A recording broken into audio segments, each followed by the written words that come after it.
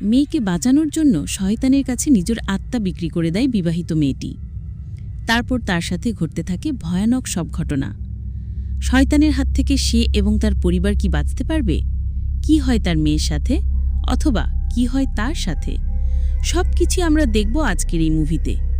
এই মুভির প্রতিটা মুহূর্তে থাকছে রহস্য আর রহস্য, আর এই রহস্য বুঝতে হলে তোমাকে পুরো মুভিটা দেখতে হবে। হ্যালো ভিউয়ার্স, আজকের মুভি হলো 2025 সালে মুক্তি পাওয়া একটি Indonesian horror movie, the demon's bride বা পেঙ্গান্তি ইবলিস। তো চলো বেশি বকবক না করে মুভিতে আসা যাক।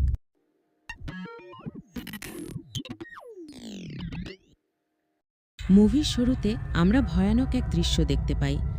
এখানে আমরা দেখি একটা অন্ধকার ঘরে অদ্ভুত দেখতে একজন বৃদ্ধা খুব নৃশংসভাবে একটি মুরগি জবাই করে, আর তারপর সেই মুরগিটার রক্ত টপটপ করে নিচে পড়তে থাকে। বৃদ্ধা মুরগির লিভারটা ছিঁড়ে রাতি নামের একটি মেয়েকে খাইয়ে দেয়। এরপর সেই বৃদ্ধা রাতিকে মুরগির রক্ত দিয়ে গোসল করায়। এখানে আমরা বুঝতে পারি কতটা ভয়ানকভাবে কালো জাদু করা হয়। এরপর সুন্দর করে সাজানো একটি ঘরে রাতিকে নিয়ে যাওয়া হয়।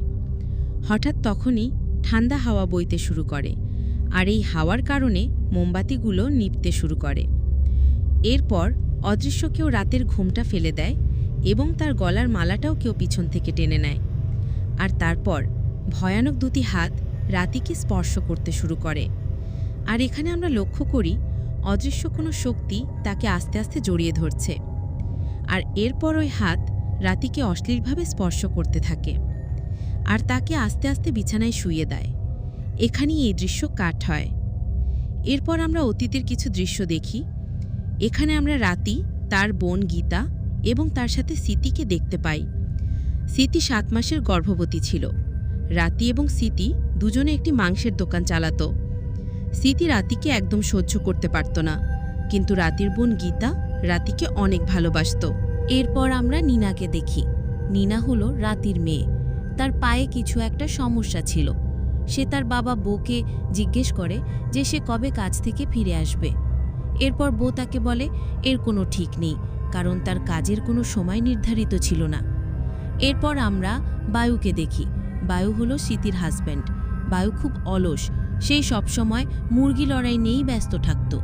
তার পালিত মুরগির নাম হলো রকি। এটা মুরগি না, তার আবেগ ছিল। এরপর আমরা দিয়ান নামের একজন মহিলাকে দেখি। দিয়ান হলো বউ এবং বায়ুর মা। সে রাতিকে অনেক বাজেভাবে বকাঝকা করে সকালের খাবার বানাতে না পারার জন্য। সে রাতিকে বেকার বউ বলে অপমান করে।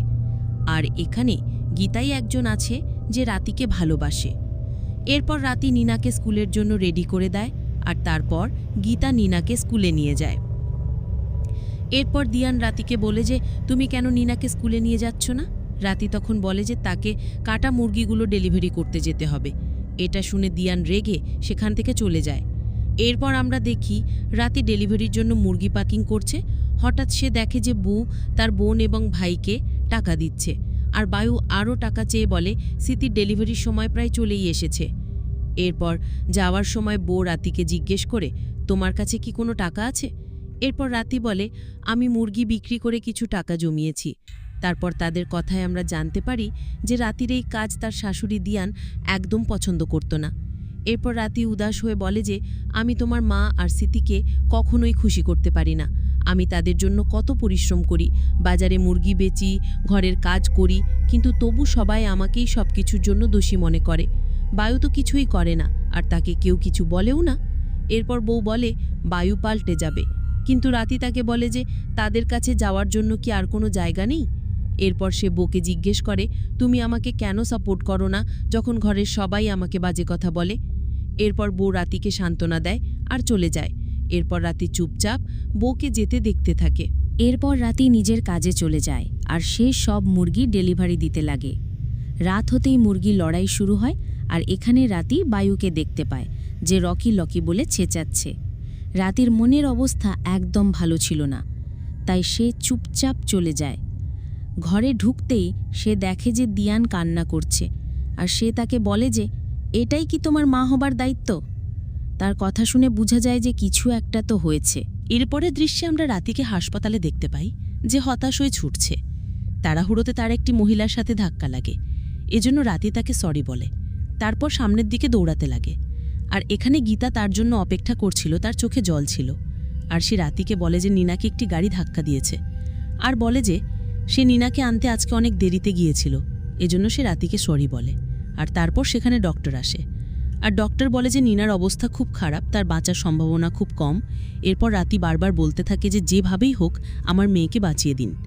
এরপর একজন মহিলাকে দেখা যায়, তার নাম হলো উতারি। এরপর সে রাতিকে খাবার দিয়ে বলে সে জানে যে রাতি সারাদিন কিছুই খায়নি, আর সে এটাও বলে যে এখন তুমি এটা খাও, আমাকে পরে টাকা দিয়ে দিও। উতারি রাতিকে আশ্বাস দিয়ে বলে যে তোমার মেয়ে ঠিক হয়ে যাবে, চিন্তা করো না। এরপর রাতি অবাক হয়ে জিজ্ঞেস করে যে আপনি কিভাবে জানলেন আমার একটি মেয়ে আছে? এরপর উতারি বলে আমি লোকদের কথা বলতে শুনেছি, সবাই বলছিল যে তুমি একজন মা হয়ে কিছুতেই হার মানতে পারো না। এরপর রাতি বলে যে ডক্টর বলেছেন নীনার বাঁচার সম্ভাবনা খুব কম। তখন উতারি অদ্ভুতভাবে বলে যে সবসময় ডক্টর সব কিছু করতে পারে না, যদি তোমার মেয়েকে অন্য কোনো পদ্ধতিতে বাঁচানো যায় তাহলে কি তুমি সেটা করবে? এরপর সে রাতিকে একটি কাগজের টুকরো দিয়ে সেখান থেকে চলে যায়। তখনই সেখানে গীতা এসে উতারির ব্যাপারে রাতিকে জিজ্ঞেস করে, কিন্তু রাতি তাকে কিছুই বলে না। এর পরের দিন ডক্টর বলে যে দ্রুত নীনার ব্রেন সার্জারি করতে হবে। এরপর রাতি এই খবরটা তার পরিবারকে জানায়। তখন সবাই বলে যে তাদের কাছে সার্জারির কোনো টাকা নেই। তখন গীতা একটা বুদ্ধি দেয় যে এই বাড়িটি বিক্রি করে দিতে হবে। তখনই বায়ু খুব রেগে যায় আর গীতার ওপর চিল্লাতে থাকে। এরপর দিয়ান তাদের থামিয়ে দিয়ে বলে যে আমাদের বইয়ের জন্য অপেক্ষা করা উচিত। তখন গীতা বলে যে বইয়ের সাথে তো তাদের কোনো কথাই হচ্ছে না। এরপর রাতি ইমোশনাল হয়ে বলে যে আমার মেয়ে সার্জারি না হলে সে বাঁচবে না। ডক্টর বলেছে যে এখনও নীনাকে বাঁচানোর কিছু আশা আছে। তখনই স্মৃতি বলে ডক্টর কতটা সম্ভাবনা নিয়ে কথাটি বলেছে, আর সার্জারি করেই বা কী হবে? তখন গীতা রেগে বলে কিছু আশা তো এখনও আছে। এরপর রাতি চিন্তিত হয়ে বারবার বউকে ফোন করে, কিন্তু বউ ফোন রিসিভ করে না। এরপর সেখানে গীতা আসে, আর সে পরিবারের হয়ে রাতির কাছে ক্ষমা চায় আর তাকে জড়িয়ে ধরে। এরপর গীতা হতাশ হয়ে সেখান থেকে চলে যায়। এরপর রাতি উতারির দেওয়া কাগজটি বের করে। সেই কাগজে একটি নকশা আঁকা ছিল। এরপর রাতি উতারির কাছে যায়। এখানে স্মৃতি দরজা দিয়ে সব দেখছিল যখন রাতি গাড়ি নিয়ে বেরোচ্ছিল। এবার সেই প্রথমে দেখানো ভয়ঙ্কর দৃশ্যটি আসে। রাতি এখানে উতারির ঘরে বসেছিল। এরপর উতারি রাতিকে বলে তুমি ঠিক সময়ে এসেছ। আজ মঙ্গলবার, আমি তোমাকে কথা দিচ্ছি এই কালো জাদুটি করার পরে তোমার মেয়ে একদম ঠিক হয়ে যাবে, আর আমি সব কিছু ঠিক করে দেব, তোমার জীবন ভালো হয়ে যাবে। এরপর উতারি রাতিকে কাঁচা মুরগির লিভার খাওয়ায় আর মুরগির তাজা রক্ত দিয়ে তাকে গোসল করায়। এরপর সেখানে থাকা একটি ঘরের পর্দা উতারি বেঁধে দেয়, আর সেই ঘরে আমরা রাতিকে বউ সেজে আসতে দেখি। এরপর উতারি তাকে বিছানায় বসিয়ে দিয়ে বলে আমি যা যা বলছি সেগুলো আমার সাথে বলো। এরপর উতারি বলতে থাকে আজকের রাতটি আবেগে পরিপূর্ণ। এরপর রাতিও একই কথা বলে। এরপর উতারি বলে আমি আমার শরীর এবং মন দুটোই তোমাকে দিয়ে দিচ্ছি, আমি তোমার স্ত্রী হতে চাই। তখন রাতিও একই কথা বলে। এরপর উতারি সেখানে একটি প্লেট রাখে, আর তখনই ঠান্ডা হাওয়া বইতে থাকে আর রাতির ঘোমটা খুলে যায়। এরপর একটি ভয়ঙ্কর হাত খুব অদ্ভুতভাবে রাতিকে স্পর্শ করতে থাকে, আর এরপর তাকে বিছানায় শুইয়ে দেয়, আর সেই অদৃশ্য শয়তানটি তার সাথে মিলন করে। এরপর উতারি রাতিকে বলে তার কাজ এখনও শেষ হয়নি। নীনাকে বাঁচিয়ে রাখার জন্য প্রতি সপ্তাহে তোমায় বলি দিতে হবে। একটি প্লেটে মুরগির মাথা আর লিভারে ঘরের বাইরে যে কোনো জায়গায় পুঁতে দিতে হবে, আর এই সব আজ রাত থেকেই শুরু করতে হবে। পরের দিন সকালে বায়ু জানতে পারে যে তার প্রিয় মুরগি রকি গায়েব, তাকে সে কোথাও খুঁজে পাচ্ছে না। এরপর সে স্মৃতিকে জিজ্ঞেস করে, কিন্তু স্মৃতি বলে সে কিছুই জানে না। এরপর দিয়ান নীনার সাথে দেখা করার জন্য হাসপাতালে যেতে যায়, কিন্তু স্মৃতি তাকে নিষেধ করে দিয়ে বলে ঘরে অনেক কাজ পড়ে আছে, নীনাকে আমরা অন্যদিন দেখতে যাব। হঠাৎ নীনা গাড়ি থেকে নামে। এখানে অবাক করা বিষয় হলো তার পায়ে এখন কোনো সমস্যাই নেই, আর সে নর্মাল বাচ্চাদের মতোই বিহেভ করছে। দিয়ান এটা দেখে খুশি হয়, কিন্তু স্মৃতি আর বায়ু অবাক হয়ে তাকিয়ে থাকে। আর এরপর স্মৃতি বায়ুকে ফিসফিস করে বলে আমার সন্দেহ হচ্ছে রাতি নিশ্চয়ই কালো জাদু করেছে। বায়ু এটা শুনে বলে যাই হোক, এখন তো আর বাড়ি বেচতে হবে না। এই ঘটনা একটা ভয়ানক রহস্য ছিল, যেটা মানুষের বুক কাঁপিয়ে দেওয়ার জন্য যথেষ্ট। এরপর রাতে গীতা রাতির ঘরে নক করে, কিন্তু উত্তর না পাওয়ায় গীতা দরজা খুলে ঘরের ভিতরে ঢোকে। ঘরটি পুরো অন্ধকার ছিল। হঠাৎ রাতি চলে আসে। এখানে তাকে দেখে অদ্ভুত মনে হচ্ছিল। গীতা তাকে বাইরে আসতে বলে, কেননা অন্ধকারে তাকে দেখা যাচ্ছে না। এরপর রাতি দরজা বন্ধ করে দেয় আর সে একটি আয়নার সামনে বসে। এখানে আমরা আয়নায় তার সেই বউ সাজা রূপ দেখতে পাই। পরের দিন স্মৃতি দেখে রাতি ঘরের দরজা বন্ধ করে দিচ্ছে, আর রাতি খুব অদ্ভুতভাবে স্মৃতির দিকে তাকায় এবং সে দরজাও বন্ধ করে দেয়। এরপর সে টিভির সামনে বসে, যেখানে টিভি শুধু সাদা ছিল। এরপর এখানে স্মৃতি আসে আর সে স্মৃতিকে জিজ্ঞেস করে, তুমি সব জানালা দরজা বন্ধ করেছো কেন? আর সে সব খুলে দেয়। এদিকে রাতি শুধু হাসে। এরপর স্মৃতি এইভাবে টিভি অন করে রাখার কারণ জিজ্ঞেস করে রাতিকে, কিন্তু রাতি কিছুই বলে না। তখনই হঠাৎ দরজায় কেউ নক করে। স্মৃতি পর্দা সরিয়ে দেখে যে বাইরের রাতি আর নীনা দাঁড়িয়ে আছে, যাদের দেখে স্মৃতি একদম হতভাগ হয়ে যায়। এরপর রাতি ভিতরে ঢোকে আর তার মেয়েকে ঘরে রাখতে যাওয়ার সময় স্মৃতির দিকে তাকিয়ে খুব অদ্ভুতভাবে হাসি দেয়। এরপর স্মৃতি ঘরে ঢুকে দেখে যে সেখানে কেউই নেই। এসব দেখে সে একেবারে অবাক হয়ে যায়। এরপর রাতে স্মৃতি গীতাকে বলে যে যখন থেকে নীনা হাসপাতাল থেকে ফিরে এসেছে তখন থেকে রাতি খুব অদ্ভুত আচরণ করছে। জানো, আমি দুপুরে দুটো রাতি দেখেছি। একজন ঘরের ভিতরে বসেছিল আর আরেকজন ঘরের বাইরে ছিল নীনার সাথে। এখানে গীতা তার কথা বিশ্বাস করে না। হঠাৎ পানি পড়ার শব্দ আসে। তখন স্মৃতি বলে, দেখো রাতি এখন গোসল করছে। এখানে গীতা তার কথায় কান্না দিয়ে চুপ থাকে। এরপর মাঝরাতে যখন রাতি ঘুমাচ্ছিল তখন সেই ভয়ানক হাতটি দেখা যায়, যার একটি ছিল রাতির কোমরে আর আরেকটি ছিল রাতির মাথায়। এর পরের দৃশ্যে আমরা দেখি বায়ু ঘরে এসে স্মৃতিকে নুডলস বানাতে বলে। এরপর স্মৃতি নুডলস বানাতে কিচেনে যায়। এখানে স্মৃতি যখন নুডলস বানাচ্ছিল তখন সে জানালার বাইরে অনেক ব্যাঙ দেখে অবাক হয়। এরপর স্মৃতি রান্না করতে থাকে। হঠাৎ একটি ব্যাঙ পাতিলের ভিতরে লাফ দেয়। এরপর স্মৃতি ব্যাঙটাকে মেরে বাইরে ফেলে দেয় আর জানালাগুলো বন্ধ করে দেয়। হঠাৎ দরজাটি খুলে যায় আর স্মৃতি রাতির হাসির শব্দ শোনে। রাতি তখন গোসল করছিল। এখানে রাতির হাসি শুনে মনে হচ্ছে সে একা গোসল করছে না, নিশ্চয়ই কেউ আছে। এরপর স্মৃতি লুকিয়ে রাতির গোসলের ভিডিও করে এবং সেই ভিডিও সোশ্যাল মিডিয়া ছেড়ে দেয়। হঠাৎ রাতি বাথরুম থেকে বাইরে আসে আর সে স্মৃতির দিকে অদ্ভুতভাবে তাকায় আর সেখান থেকে চলে যায়। এরপর স্মৃতি বাথরুমে গিয়ে দেখে, আশ্চর্য, সেখানে তো কেউই নেই। এসব দেখে স্মৃতি অবাক হয়ে যায়। পরের দিন সকালে রাতি অদ্ভুতভাবে দোকানে ঢোকে আর একটি ছুরি নিয়ে স্মৃতির উপর আক্রমণ করে, কারণ স্মৃতি তার ভিডিও সোশ্যাল মিডিয়ায় ছেড়ে দিয়েছে। এরপর স্মৃতি বলে, রাতি, তুমি কি আমাকে মেরে ফেলবে? ছাড়ো আমাকে, আমি জানি তুমি নিশ্চয়ই কিছু লোকাচ্ছ, তাই আমি এই ভিডিও করেছি যাতে আমি প্রমাণ করতে পারি তুমি কি লোকাচ্ছ। এরপর রাতি রাগের মাথায় বলে, তুমি তোমার সীমা অতিক্রম করেছ নোংরা মহিলা। এরপর রাতি ছুরি চালাতেই যাবে, তখনই সেখানে গীতা চলে আসে। হঠাৎ রাতির হুঁশ ফিরে আসে আর সে অবাক হয়ে যায় সে এসব কী করতে যাচ্ছিল। এরপর সে কাউকে কিছু না বলে সেখান থেকে চলে যায়। এরপর রাতে আমরা বায়ুকে নিজের রুমে আসতে দেখি। এরপর আবার সে স্মৃতিকে নুডলস বানাতে বলে। তখন স্মৃতি কিচেনের দিকে যায়। কিচেনে গিয়ে সে দেখে চুলায় আগে থেকেই নুডলস রান্না হচ্ছে। হঠাৎ তার পিছনে ভয়ানকভাবে রাতি চলে আসে আর সে স্মৃতিকে চমকে দেয়। রাতি খুব অদ্ভুত আচরণ করছিল। রাতি তার হাত গরম নুডলসে ডুবিয়ে একটি ব্যাঙ তুলি খেতে যায়। এদিকে স্মৃতি অবাক হয়ে এসব দেখতে থাকে। এখানে রাতিকে স্বাভাবিক মনে হচ্ছে না, নিশ্চয়ই তাকে কোনো ভয়ানক শয়তান আছর করেছে। এরপর রাতি সেই ব্যাঙটা কামড়ে কামড়ে খেতে থাকে, যেটা দেখে স্মৃতি আশ্চর্য হয়ে যায়। এরপর রাতি হাসতে হাসতে বলে, নুডলস হয়ে গেছে, আর এটা বলে সে ব্যাঙ খেতে খেতে সেখান থেকে চলে যায়। এরপর স্মৃতি ভয়ে ভয়ে নুডলস রান্না করে ঘরে আসে। এরপর স্মৃতি যখন বায়ুকে ডাক দেয় তখন সে দেখে সেখানে তো বায়ু নেই, সেখানে রাতি আছে। হঠাৎ রাতি স্মৃতির গলা চেপে ধরে। এরপর তার হাত সে স্মৃতির পেটে ঢুকিয়ে তার নবজাতক বাচ্চা বের করে রাতি খেতে শুরু করে। আর এখানে স্মৃতি মারা যায়।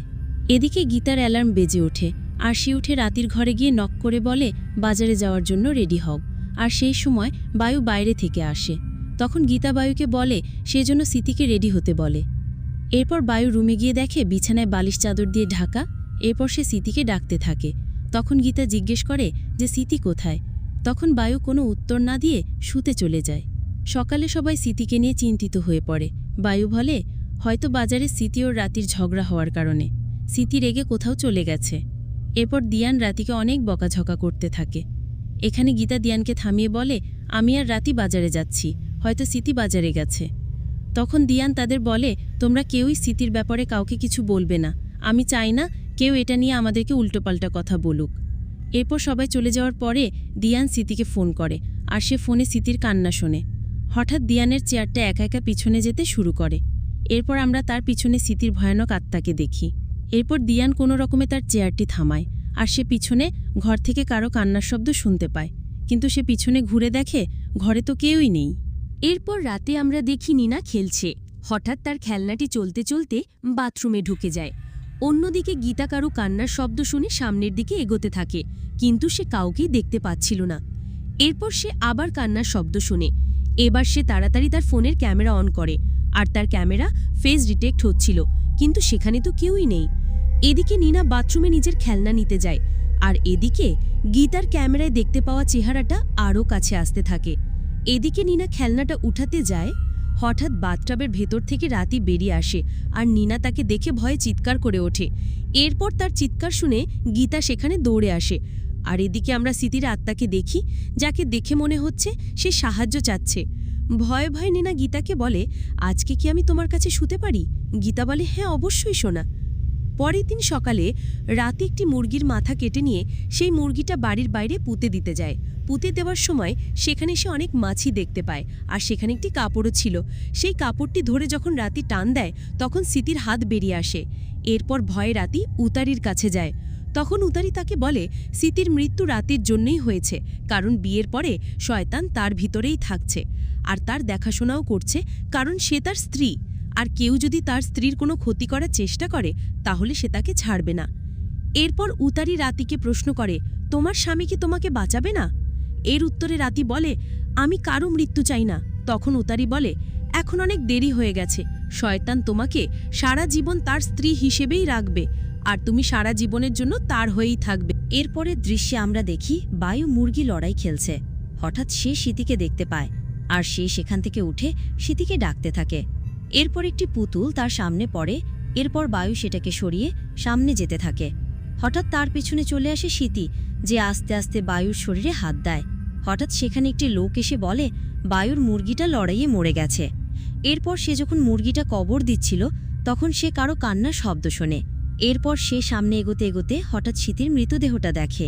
আর এরপর বায়ু রাগে রাতিকে মারতে যায়, কারণ সে স্মৃতির মাথাটা রাতির ঘরে পেয়েছে। এরপর বায়ু একটি কাপড় দেখিয়ে রাতিকে দোষ দিতে থাকে। এরপর সেখানে গীতা এসে তাদের থামায়, আর গীতা রাতিকে সেখান থেকে নিয়ে যায়।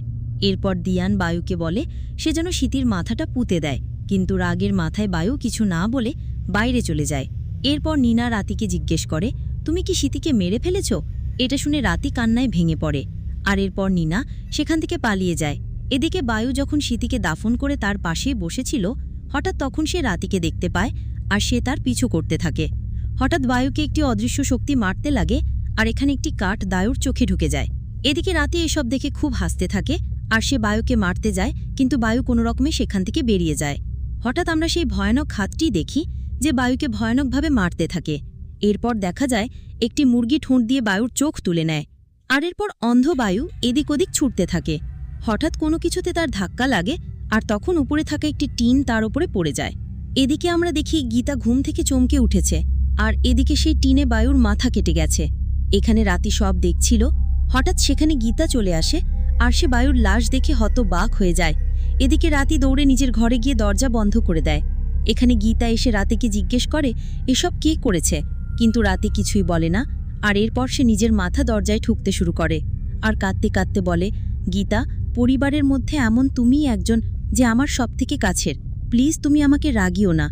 এরপর নিনা এসে গীতাকে জড়িয়ে ধরে। পরের দিন গীতা বায়ুকে দাফন করে, আর গীতা দিয়ানকে বলে, তুমি ক্ষমা চাও রাতির কাছে। কিন্তু দিয়ান বইয়ের জন্য অপেক্ষা করছিল। গীতা অনেক চিন্তিত হয়ে বলে, দুজন তো মারা গেছে, যদি এর পরের সিরিয়াল আমাদের আসে তাহলে কি হবে? এরপর রাতে নিনা রাতির ঘর থেকে অদ্ভুত শব্দ শুনতে পায়। এরপর সে দরজায় কান দিয়ে শুনতে থাকে। এরপর সে জানালা দিয়ে দেখে ভিতরে রাতি পাগলের মতো করছে, আর সে নিজের মাথা দেওয়ালে মারতেছে। হঠাৎ সে নিচে বসে পড়ে আর অনেক কাঁদতে লাগে। হঠাৎ রাতি নিনার দিকে তাকিয়ে ভয়ানকভাবে হাসতে থাকে, যেটা দেখে ভয়ে নিনা সেখান থেকে পালিয়ে যায়। এরপর আমরা একজন হাজিকে দেখি, যে একজন উস্তাদও ছিল, সে এখানে রাতিকে দেখতে এসেছে। রাতে এখানে বসেছিল। এরপর হাজি গীতাকে একটি পানির গ্লাস দিতে বলে, আর এরপর সে রাতিকে বলে, আমি তোমার কাছে কিছু মুরগির অর্ডার করতে চাই। কিন্তু গীতা বলে, রাতি তো এখন অসুস্থ। এরপর হাজি রাতিকে জিজ্ঞেস করে, আমি কি তোমার জন্য দোয়া করতে পারি? রাতি শুধু মাথা নাড়ায়। এরপর যখন হাজি দোয়া পড়তে শুরু করে আর বলে, রাতি, তোমার উচিত আল্লাহর কাছে দোয়া করা। হঠাৎ রাতি ভয়ানকভাবে বলে, তোমার দোয়া করা উচিত নিজের সুরক্ষার জন্য। এরপর হাজি গীতার কাছ থেকে পানির গ্লাস নেয় আর দোয়া পড়তে শুরু করে। এখানে রাতি খুব ভয়ানকভাবে হাজিকে দেখছিল। হঠাৎ গ্লাসটি ভেঙে যায়, আর এটা দেখে সবাই হতবাক হয়ে যায়। এরপর যাওয়ার সময় হাজি গীতাকে বলে, দোয়ার কাছে কিছুই অসম্ভব না। এটা বলে হাজি সেখান থেকে চলে যায়। হঠাৎ রাতি গীতার কানে ফিসফিস করে বলে, তুমি কোনো রকম সহযোগিতা করবে না। আর এটা বলেই রাতি গায়েব হয়ে যায়। এরপর আমরা দেখি রাতির বিছানায় ফুল ছড়ানো, আর রাতি জানালা দিয়ে দেখতে পায় বউ বাড়ি ফিরে এসেছে, যাকে দেখে রাতি খুব অদ্ভুত হাসি দেয়। এদিকে গীতা বউকে রাতির ব্যাপারে সব বলে। এরপর দিয়ান বলে, রাতি বায়ু আর সিতিকে মেরে ফেলেছে। এসব কথায় বউ একদম বিশ্বাস করে না। এরপর নিনাও বলে যে, মা, আমি ঠিক হওয়ার পরে পুরো বদলে গেছে, এতে কি আমার কোনো দোষ আছে? এরপর বউ নিনাকে সান্ত্বনা দেয় আর তারপর রাতিকে দেখতে যায়। এরপর বউ রাতির ঘরে নক করে। এরপর রাতি হালকা দরজা খুলে বলে, তুমি ভিতরে আসতে পারবে না। এটা বলেই সে আবার দরজা বন্ধ করে দেয়। এবার বউ খুব চিন্তিত হয়ে পড়ে। এরপর মধ্যরাতে বউ রাতির ঘর থেকে অদ্ভুত কিছু শব্দ শুনে আবার সে রাতের ঘরে গিয়ে নক করে। হঠাৎ সেই শব্দ বন্ধ হয়ে যায়। এরপর বউ দরজার ফাঁক দিয়ে দেখে রাতি বিছানায় বসে হাসছে। এখানে তার হাসিটা অনেক ভয়ঙ্কর ছিল, যেটা বউকে চিন্তায় ফেলে দেয়। এসব দেখে মনে হচ্ছে এখানে কেউ রাতির সাথে আছে। এরপর রাতি বিছানায় শুয়ে পড়ে, আর এরপর সে হাওয়ায় ভাসতে লাগে। তারপর হঠাৎ আবার সে নিচে পড়ে যায়। এখানে আমরা দেখি অদ্ভুত এবং ভয়ানক কোনো শয়তান তার সাথে মিলিত হচ্ছে। এরপর হঠাৎ রাতি বউয়ের দিকে তাকিয়ে জোরে জোরে হাসতে শুরু করে। হঠাৎ ভয়ানক কোনো শয়তান দরজার ফুটো দিয়ে দেখে, আর বউ ভয়ে সেখান থেকে সরে যায়। পরের দিন সকালে নিনা দেখে ঘরে কারেন্ট নাই। তখন দিয়ান নিনাকে বলে রাতির জন্য খাবার নিয়ে যেতে। নিনা তখন খাবার নিয়ে বাথরুমে যায়। তখন সেখানে আমরা দেখি বাথরুমে রাতিকে চেইন দিয়ে বাঁধা, আর তার চেহারা খুব ভয়ানক হয়ে গিয়েছে। এরপর নিনা ভয়ে ভয়ে খাবার রাখে। এরপর রাতি নিনাকে নানা ধরনের কথা বলতে থাকে। এখানে রাতি নিনাকে বলে, তুমি কি তোমার মাকে ভুলে গেছো? তুমি কি আমাকে মুক্ত করবে না নিনা? তোমার বাবা অনেক বাজে লোক। তোমার বাবা তোমার মাকে চেইন দিয়ে বেঁধে রেখেছে, আর তোমার বাবা মিথ্যে বলেছে যে সে নাকি আমাকে ভালোবাসে, কিন্তু সে আমাকে মোটেও ভালোবাসে না। আমি জানি তুমি তোমার মাকে ভালোবাসো। এখানে নিনা কাঁদতে কাঁদতে বলে, তোমাকে এমন দেখতে আমার একদম ভালো লাগছে না। আমার পুরনো মা খুব ভালো ছিল। এরপর রাতি নিনাকে বলে, চুপ করো, কেঁদো না। আমি এখনো তোমার আগের মা আছি। আমার চেন খুলে দাও নিনা। এরপর সেখানে দিয়ান চলে আসে, আর এরপর রাতি দিয়ানকে বলে, শাশুড়ি মা, চেইন দিয়ে তো তোমাকে বাঁধা উচিত। এরপর রাতি আবার নিনার দিকে তাকিয়ে বলে, তুমি কি তোমার দাদিকে বেশি ভালোবাসো নিনা? সে তো তোমার মায়ের সাথে খারাপ ব্যবহার করে। এরপর ভয়ে নিনা দরজা বন্ধ করে দেয়। এরপর আমরা গীতা আর বউকে হাসপাতালে দেখি। এখানে গীতা বউকে বলে, আমি অদ্ভুত দেখতে একজন বৃদ্ধাকে রাতির সাথে কথা বলতে দেখেছিলাম। হয়তো সেই বৃদ্ধা এসবের সাথে জড়িত, কিন্তু তারা অনেক খুঁজেও সেই বৃদ্ধাকে পায় না। এখানে আমরা রাতে নিনাকে দেখি যে বাইরে বসে আছে। হঠাৎ সে শুনতে পায় রাতি কথা বলছে। রাতি বলছে, নিনা, এ ঘরে অনেক অন্ধকার, আমার অনেক ভয় করছে। এরপর নিনা মোমবাতি জ্বালিয়ে বাথরুমের কাছে যায়, আর সে মোমবাতিগুলো একটা জায়গায় রাখে। এরপর নিনা রাতিকে জিজ্ঞেস করে, তুমি খাবার কেন খাওনি? তখন রাতি বলে, কারণ তুমি আমার প্রিয় জিনিস আনোনি। তুমি তো জানো সেটা আমার অনেক ভালো লাগে। এরপর নিনা বলে, আমি এখনই নিয়ে আসছি। এই বলে নিনা সেখান থেকে চলে যায়। এখানে আমরা দেখি রাতির চেহারা আগের থেকে অনেক ভয়ানক হয়ে গেছে। এরপর রাতি আস্তে আস্তে একটা গান গাইতে থাকে।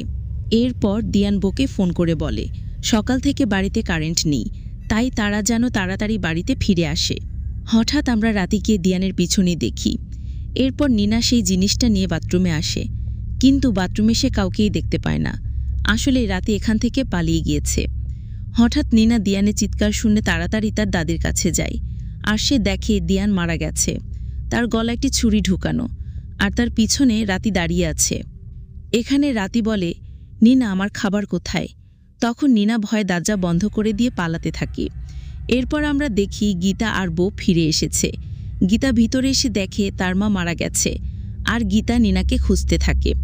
হঠাৎ সেখানে রাতি চলে আসে আর ভয়ানকভাবে হাসতে থাকে। এরপর গীতা একটি প্লেট দিয়ে রাতির মাথায় মারে, আর প্লেটের একটি টুকরো রাতির মাথায় ঢুকে যায়।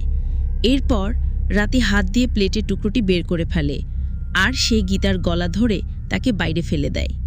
এরপর রাতে গীতার চুল ধরে তার মাথায় মারতে থাকে, আর হঠাৎ গীতা অজ্ঞান হয়ে যায়। কিছুক্ষণ পরে গীতা হঠাৎ উঠে একটি কাঠের টুকরো রাতের বুকে ঢুকিয়ে দেয়।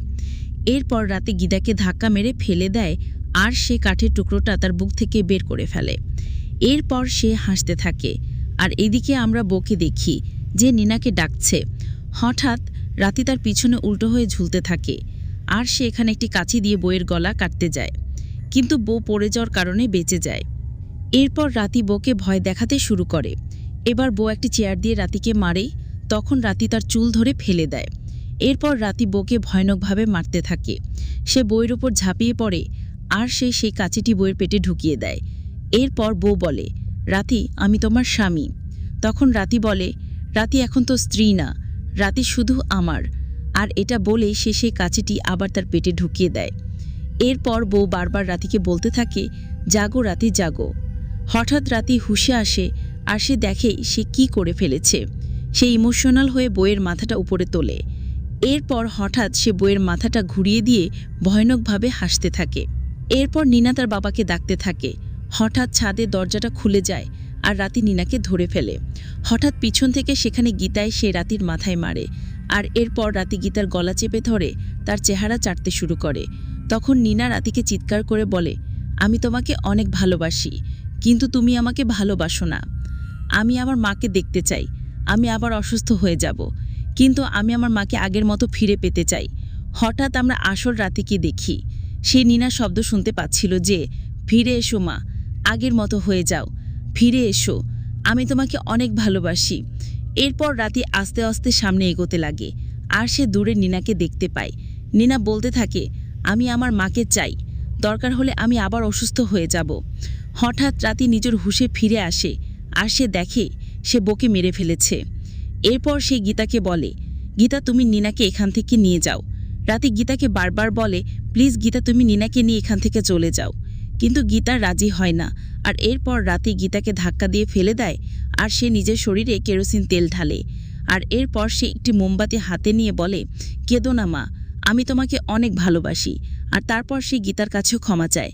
গীতা তাকে এমন করতে নিষেধ করে, কিন্তু রাতে নিজের শরীরে আগুন দিয়ে দেয়। আর এরপর গীতা নিনাকে নিয়ে পালিয়ে যায়। আর এরপর আমরা দেখি তাদের ফ্যামিলি ফটোটা পড়ে যাচ্ছে। এরপরের দৃশ্যে আমরা গীতাকে দেখি যে ঘরে জানালা খুলে বাইরে উতারিকে দেখতে পায়।